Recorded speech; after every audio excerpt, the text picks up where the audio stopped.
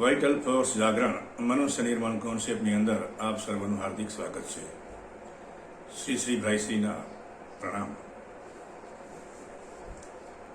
મનુષ્ય નિર્માણ કોન્સેપ્ટની અંદર આપણે મશીન યંત્રની જાણકારી મેળવવા માટે જે સિરીઝ શરૂ કરી છે તેની અંદર સર્વપ્રથમ આપણે ભાવ કેન્દ્ર વિશે જોયું, એની અંદર નેગેટિવિટી દૂર કરવી એમ પણ જોયું, વિચાર કેન્દ્ર શું છે અને એના વિવિધ સ્તરો છે એના વિશે વાત કરી. આજે આપણે વાત કરશું ત્રીજું જે કેન્દ્ર છે જન્મજાત કેન્દ્ર અથવા તો પ્રાકૃતિક કેન્દ્ર. પરમાત્માએ આપણી અંદર, પ્રકૃતિએ આપણી અંદર, શરીર સિસ્ટમની અંદર આ જે મશીન બનાવ્યું છે એ મશીનની આંતરિક રચના અને તેને ચલાવવાની મિકેનિઝમ એ લગભગ સ્વયં સંચાલિત બનાવી છે. એને જન્મજાત કેન્દ્ર કહેવાય છે. તો આપણે વાત કરશું જન્મજાત કેન્દ્રની. જન્મજાત કેન્દ્ર એટલે આપણા શરીરની અંદર એક એવો હિસ્સો યા એવું મિકેનિઝમ યા એવી કોઈ સિસ્ટમ કે જે આપણે જ્યારે જન્મ્યા ત્યારથી એ એક્ટિવેટ કન્ડિશનમાં એટલે કે ચાલુ કન્ડિશનમાં હતી અને અત્યાર સુધી છે જ. અને જો એ એક્ટિવિટી યા એ મિકેનિઝમ બંધ થઈ જાય તો આપણે તત્કાળ મૃત્યુ પામીએ અને એની ઉપર આપણો લગભગ કોઈ સીધો કાબુ છે નહીં. કદાચ એની ઉપર કાબુ હશે તો 5% કાબુ હશે, બાકી 95% એ આપણા કાબુથી બહાર છે. એટલે પ્રકૃતિ એને ચલાવી રહી છે. તો શું છે આ જન્મજાત કેન્દ્ર અથવા પ્રાકૃતિક કેન્દ્ર? નામ જ પ્રાકૃતિક કેન્દ્ર છે અથવા તો જન્મજાત કેન્દ્ર છે કે જન્મતાની સાથે બધું એક્ટિવેટ થઈને જ આવ્યું છે.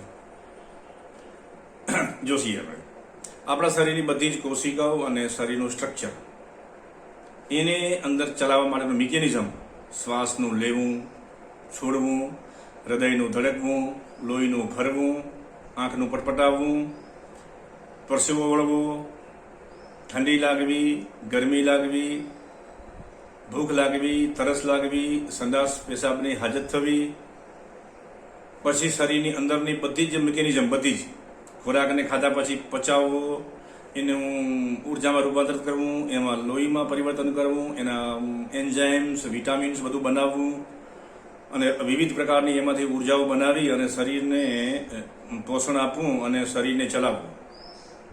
ટૂંકમાં અંદરથી શરીરને જીવતું રાખવું.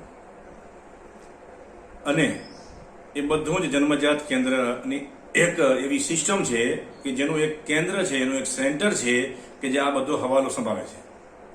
જોકે આ કેન્દ્ર આખા શરીરમાં વ્યાપ્ત છે, છતાંય પણ એનું જે મૂળભૂત સ્થાન છે, એનું જે મેન હેડ ઓફિસ છે એ છે આપણી મૂલાધાર ચક્ર. ભૌતિક સ્તરો સાથેનું આપણું એટેચમેન્ટ, ભૌતિક સ્તરોની પ્રાપ્તિ વગેરે વગેરે એ આ કેન્દ્રથી સંચાલિત થાય છે.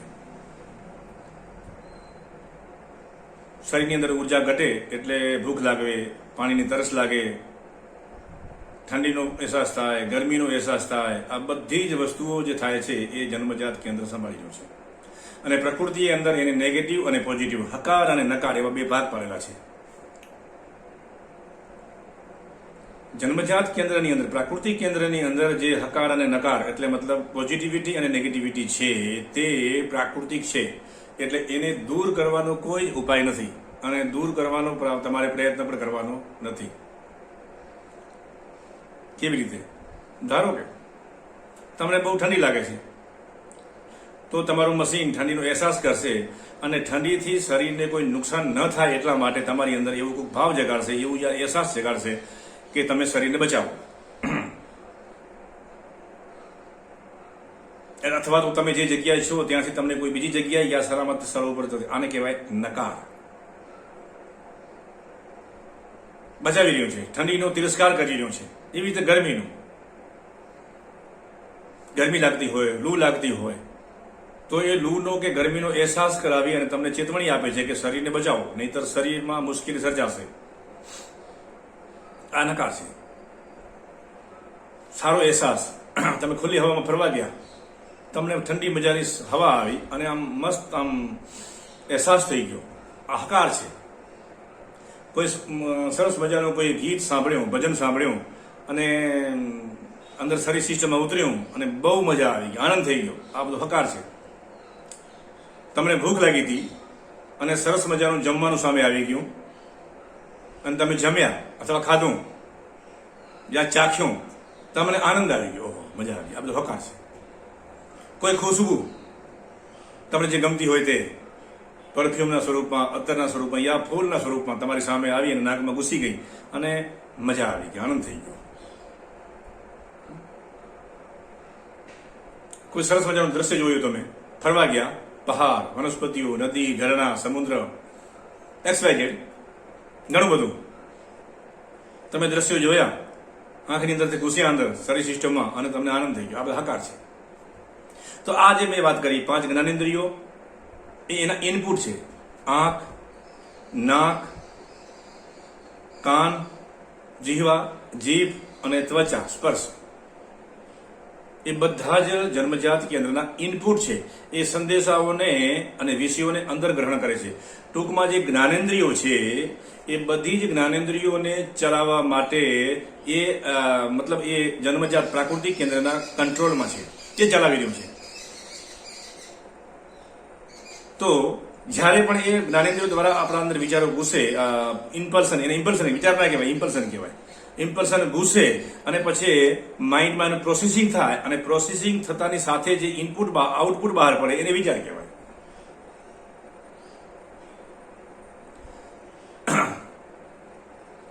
તો આપણે આ બધી અલગ અલગ વિચાર, ભાવ, અહેસાસ, આ પ્રાકૃતિક કેન્દ્ર છે એ અહેસાસનું કેન્દ્ર કહેવાય. કારણ કે બધી જ પ્રકારના અહેસાસ, સારા અને ખરાબ, એ બધા જ પ્રાકૃતિક કેન્દ્રના કંટ્રોલમાં છે. આપણે આની વાત શા માટે કરી? કારણ કે આ શરીર આપણું સાધન છે. તો શરીર આપણું સાધન છે એને જાણવું એટલા માટે જરૂરી છે કે આપણે જીવનમાં જે કંઈ કરવા માંગીએ છીએ, યા પરમનું લક્ષ્ય છે, યા સ્વતંત્રતાની ઈચ્છા છે આપણે, યા સુખની કામના છે, યા XYZ કામના છે આપણે, તો શું એના માટે આપણું શરીર યા મિકેનિઝમ યા એની અંદર પેદા થતી ઉર્જાઓ શું આપણા કંટ્રોલમાં યા આપણે અનુકૂળ છે? જ્યારે મારે કશુંક જુએ છે અને હું એ પ્રાપ્ત કરી શકતો નથી અથવા તો હું કરી શકતો નથી અને મારા જીવનમાં બહુ એની જરૂર છે, તો એનો મતલબ એ છે કે એના માટે મારું શરીર મિકેનિઝમ તૈયાર નથી. એટલા માટે આ જાણવું જરૂરી છે. પણ થોડું અઘરું હોવાથી, જો કે હવે એના સાધનો અને ઉપાયો બહુ બધા નીકળી ગયા છે, જાણવું બહુ જરૂરી છે. એટલે જ્યાં સુધી આપણે મિકેનિઝમને નહીં જાણીએ ત્યાં સુધી આપણો પાર નહીં આવે, સુખ નહીં મળે. એક કરોડપતિ માણસ હશે પણ એને એટલી જ ભૂખ સતાવશે, એને તરસ સતાવશે, એને ઠંડી ગરમીના અહેસાસ વગેરે વગેરે વગેરે ઘણું બધું એ થશે. એ બધું કોમન હોય છે એમ. અને બીજું કે આપણું જે પ્રાકૃતિક કેન્દ્ર છે એને પ્રકૃતિ ચલાવી રહી છે, આપણો એની પર સીધો અધિકાર નથી. આપણે ભૂખ લાગે છે તો આપણે જમવું જ પડે, આપણે તરસ લાગે તો આપણે એને પાણી પીવું જ પડે, ઓટોમેટિક તરસ લાગે છે. આપણે એની વિરુદ્ધમાં જઈ ના શકીએ. હા, થોડી બધી છૂટછાટ લઈ શકીએ. આપણે સંડાસ પેશાબની હાજત લાગેલી હોય તો એમાં થોડી ઘણી છૂટછાટ લઈ શકીએ, પણ તમે જાજી છૂટછાટ ના લઈ શકો. તો કોઈ દલીલ કરશે કે અમુક માણસો ખાધા વગર જીવે છે. ખાધા વગર જીવવું એ પછીની વાત છે. એ બહુ અપાદરૂપ કિસ્સા હોય. આખી પૃથ્વીની ઉપર 7.5 અબજ માણસો છે, એની અંદર કદાચ નીકળશે 4 જણા એવા કે જે જમ્યા વગર ચાલતું હશે એને. તો એ સામાન્ય નિયમમાં આવી શકાય નહીં. પૃથ્વીમાંથી પેદા થયેલું શરીર ને એની જે પ્રાકૃતિક રચનાઓ છે એને જોશે. બીજી વસ્તુ, જેટલા આપણે જન્મો લીધેલા છે, પશુ યોનિમાં, કીટ યોનિઓમાં, મનુષ્ય યોનિ, એના બધા જ જે સંસ્કારો છે એ આપણા જન્મજાત કેન્દ્રમાં છે. આપણે કોઈ જન્મમાં હાથી હતા, સિંહ હતા, કૂતરું, બિલાડું વગેરે વગેરે, યા જળચર, સ્થળચર, આકાશમાં ઉડ્યાવાળા પક્ષીઓ, બધું જ હતા આપણે. એની બધાની યાદ આપણા આ પ્રાકૃતિક કેન્દ્રમાં છે, આપણી કોશિકાઓમાં છે, આપણા જીન્સમાં, આપણા ડીએનએમાં છે. તો જ્યારે ઘણા લોકો સાધના કરતા હોય ને, તો એને જાત જાતના બધા અનુભવ થાય છે. આ બધા જે જાત જાતના જે અનુભવ ધ્યાનની સાધનાની અંદર જે લોકોને જાત જાતના જે અનુભવો થાય છે એમાં મોટે ભાગે એટલે કે 90% બધા જ અનુભવો આ પ્રાકૃતિક કેન્દ્રના હોય છે. કારણ કે અલગ અલગ જન્મોમાં અલગ અલગ કિસ્સાઓની અંદર એ મેમરી અંદર સ્ટોર થયેલી હોય છે, એનો અનુભવ ત્યાં કને સ્ટોર થયેલો હોય છે. એટલે એ બહાર નીકળે આવી રીતે બધું જ બહાર કાઢી નાખવું એને સાધના કહેવાય. અને પછી જ એ કંટ્રોલ એ મશીન આપણા કંટ્રોલમાં આવે. આપણું શરીર તો હવે તમે એમ કહેશો કે જે પ્રકૃતિ ચલાવી રહી છે મશીનને, તો આપણે એની વાત શા માટે કરવી જોઈએ? કારણ કે આપણે એના ગુલામ થઈ ગયા છીએ. એટલે એ ધરાર એની ઈચ્છા પ્રમાણે ચલાવે છે, પ્રકૃતિનો નિયમ છે. પણ જ્યાં સુધી આપણું મિકેનિઝમ ને ધીમે ધીમે પ્રકૃતિના કાયદાઓમાંથી એને બહાર નહીં કાઢીએ અને એની ઉપર આપણું પોતાનું સ્વયંનું આધિપત્ય નહીં સ્થાપીએ ત્યાં સુધી આપણે ઈચ્છિત પરિણામો લાવી શકીએ નહીં. રહી વાત ફિઝિકલ વર્લ્ડની, ફિઝિકલ વર્લ્ડની અંદર કોઈ સુખી છે, કોઈ દુઃખી છે, કોઈ આમ છે, કોઈ તેમ છે, વગેરે વગેરે વગેરે. એ બધું જ મોટે ભાગે ભાવ કેન્દ્ર અને જન્મજાત કેન્દ્રને આધારિત છે. આ બધી જ પ્રકારના ઉપાયો, આ બધા પ્રકારની મેડિસિન દવાઓ એ બધી જન્મજાત કેન્દ્ર ઉપર કામ કરતી હોય છે. પછી ભુવાઓ, તાંત્રિકો લગભગ 80% કિસ્સાની અંદર પ્રાકૃતિક કેન્દ્રની ગડબડ અને જીવનના કોઈ કાર્યો નથી થતા, એના માટે એ કરવા માટે આપણે કોઈ આવા ઉપાયોની શોધમાં હોઈએ છીએ. કારણ કે આપણું સપન થતું નથી, યા પૈસા નથી કમાતા, યા નોકરી નથી લાગતી, યા આરોગ્ય બગડી જાયનું છે, યા મારા કાર્યો સિદ્ધ થતા નથી, વગેરે વગેરે વગેરે.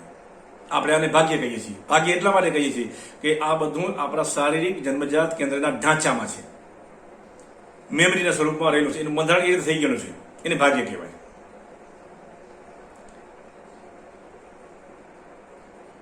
તો એમાંથી છૂટછાટ લઈ એમાં થોડું ઘણું ચેડા કરી અને પરિવર્તિત કરી અને ઈચ્છિત કાર્યોની સિદ્ધિ કરવી, એટલા માટે આપણે અલગ અલગ પ્રકારોના ઉપાયો. પણ આવા ઉપાયોનો કોઈ ટેમ્પરરી માનો કે જીવનમાં એકાદો કોઈ ઉપાય આપણે કર્યો તો સમજી ગયા વાત. પણ આ કોઈ સમાધાન નથી.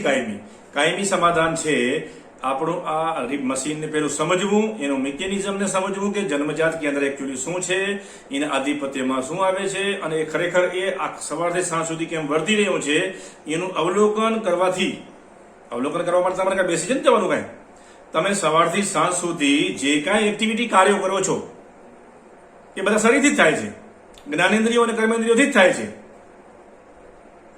એટલે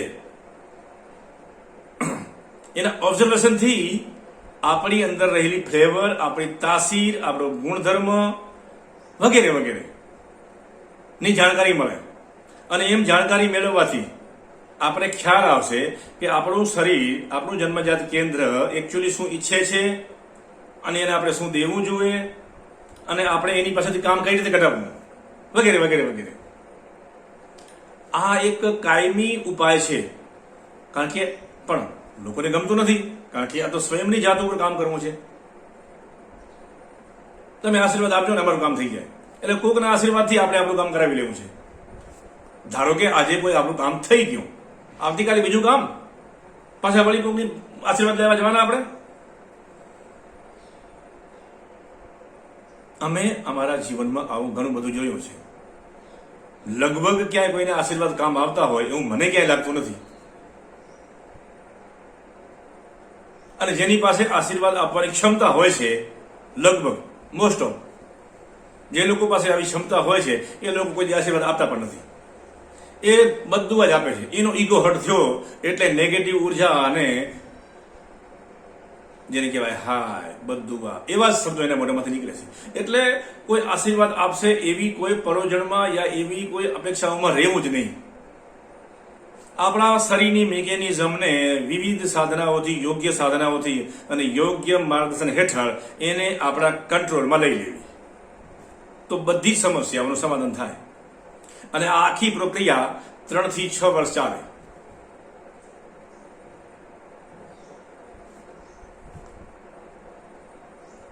એનો આધાર છે તમે આ આખા વિષયને કઈ રીતે લ્યો છો અને કયા પ્રમાણે લ્યો છો. આજે આપણે ફક્ત આ જન્મજાત કેન્દ્રને સમજવાનો પ્રયત્ન કરી રહ્યા છીએ. જન્મજાત કેન્દ્ર ઉપર કામ કઈ રીતે કરવું એ પછીના વિડીયોમાં આપણે જોશું. આ છે આપણું જન્મજાત કેન્દ્ર. આપણે ઊંઘ આવે છે એ જન્મજાત કેન્દ્ર છે. સૂઈ જઈએ છીએ, ઉઠીએ છીએ, ખંજવાળ આવે, ભૂખ લાગે, કામ કરીએ, બધું જ આ બધા જ આને પ્રતિક્રિયા કહેવાય છે. આજુબાજુના પ્રભાવોમાંથી કાંક ને કાંક આપણા મશીનની હાથે અથડાય છે સૂક્ષ્મ તરંગે, ઇમ્પલ્સનના સ્વરૂપે, અને આપણું મશીન ગતિ કરે છે. આપણે વિચાર કેન્દ્રની અંદર જોયું કે વિચારો બધા બહારથી આવે છે અને એ પ્રમાણે બધું હરકત થાય છે આપણી. તો જન્મજાત કેન્દ્રને જ્યાં સુધી વાત છે ત્યાં સુધી એના બધા આવેગો અંદરથી ઉત્પન્ન થાય છે, પણ એને ગતિ તો બહારથી મળે છે, એને આઘાત તો બહારથી જ લાગે છે લગભગ. તો આપણો હેતુ છે કે આપણા મશીનને બહારથી આવતા આઘાતોને પોતાને અનુકૂળ બનાવીને આપણે અંદરથી એને સંચાલિત કરવું, જેને સુધરેલા માણસોએ વિલ પાવર કીધો છે અને શાસ્ત્રોમાં જેને સંકલ્પ શક્તિ કીધેલી છે. સંકલ્પ શક્તિ, સંકલ્પ બળવાન હોવો જોઈએ, જટ નિશ્ચય હોવો જોઈએ, વગેરે વગેરે વાતો થઈ રહી છે. સબકોન્શિયસ માઇન્ડ, અનકોન્શિયસ માઇન્ડ, જાગૃત મન, આ બધું જ ખાલી નામ છે. એવા નામો આપણા જીવનમાં કોઈ બદલાવ લાવી શકતા નથી.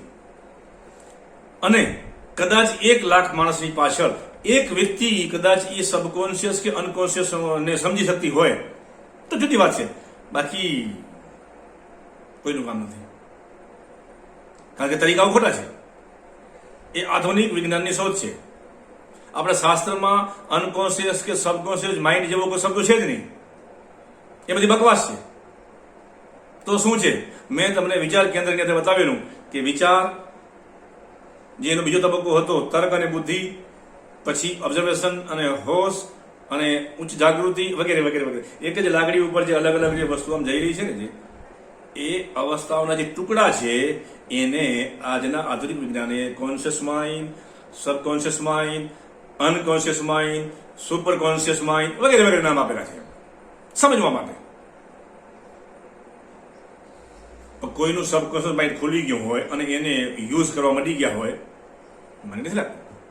હા, અકસ્માતના નિયમથી બની ગયું હોય, જેને ભાગ્ય કહેવાય છે, એ જુદી વસ્તુ છે. પણ વિધિવત પોતાનો સબકોન્શિયસ માઇન્ડ ખુલી અને એને શરૂ કર્યું હોય યા એનો લાભ લીધો હોય, એમાં તો બહુ કોક જ લોકો છે. પણ યુટ્યુબના વિડીયોમાં તો એ ચાલે છે, મોટિવેશન અને આ બધા માઇન્ડ પાવર ને આ તે. જ્યાં સુધી જન્મજાત કેન્દ્ર ઉપર એટલે પ્રાકૃતિક કેન્દ્ર ઉપર વિધિવત કામ કરવામાં નહીં આવે ત્યાં સુધી આ બધા માઇન્ડો આપણા કોઈ કામના નથી.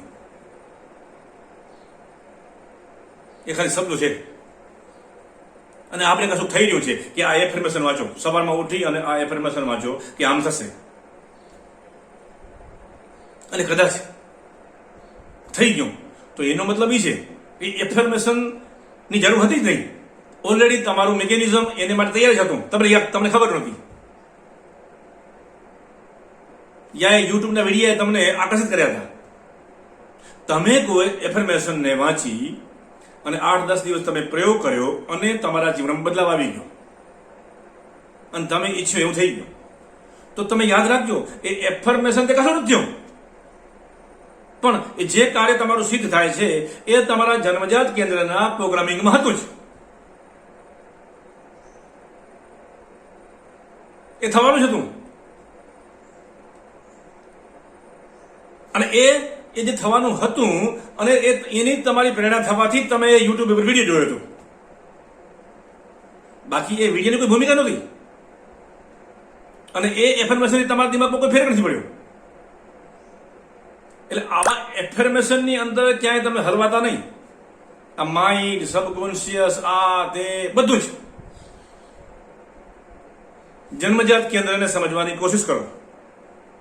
જે લોકો ઠોસ પોતાના મશીન ઉપર કામ કરે છે અને અલ્ટિમેટ સ્વતંત્રતા, મેં તમને વિચારના કેન્દ્રમાં કીધેલું વિચારના વિડીયોમાં કે આપણો ગોલ યા આપણું પરમ લક્ષ્ય પરમાત્માને પ્રાપ્ત કરવાનું નથી. એ બધી વાતો છે. કારણ કે આપણી પાસે બીજા કોઈ શબ્દો નથી. એટલે યા તો આપણી પાસે જીવનનો કોઈ નકશો નથી. એટલે તો ફરી એકવાર યાદ કરાવું કે આપણું અલ્ટિમેટ ગોલ યા આપણું લક્ષ્ય છે મુક્તિ. મુક્તિનો અર્થ છે સ્વતંત્રતા. એ સ્વતંત્રતા કઈ ટાઈપની હોઈ શકે એના વિશે તમને કોઈ ખબર નથી. એ સ્વતંત્રતાના સ્વની પણ તમે જાણતા નથી કે એકચ્યુઅલી એ સ્વતંત્રતા શું હોઈ શકે. એની વાત આપણે પછી કરશું. આજે વાત છે પ્રાકૃતિક કેન્દ્રની. તો પ્રાકૃતિક કેન્દ્રને રિપેરિંગ કરવા માટે અલગ અલગ બધા લોકો એ બધા કહે છે ઉપવાસ કરવો જોઈએ, તપ કરવું જોઈએ, આ કરવું, એ બધું છે જ, એનું મિનિંગ છે, પણ એ બધું સમજ્યા વગરનું છે. કોઈ મતલબ નથી. તો હાલના તબક્કે હું તમને એટલું જ કહીશ આ પ્રાકૃતિક કેન્દ્ર વિશે કે શરૂઆતમાં પ્રાકૃતિક કેન્દ્રની જે ડિમાન્ડ છે એ ડિમાન્ડને તમે પૂરી કરો. એને જો ભૂખ લાગી હોય તો એને ખવડાવી દો. એને તરસ લાગી હોય તો તમે એને પાણી આપી દો. અથવા તો એને જે જે વસ્તુની ઈચ્છા થાય છે એ તમે એકવાર એને આપો. બસ એની એકવાર ઈચ્છા પૂરી કરો. કારણ કે એ વરુ છે, એ જંગલી છે, એ પશુ છે, એ માને નહીં કાંઈ. અને તમે એની જે ડિમાન્ડો છે એ ડિમાન્ડોને પૂરી કર્યા વગર જો તમે એને કાબુમાં કરવા માંડશો તો એ ભૂખ્યું વરુ છે, તમારી પથ્થર ફાડશે.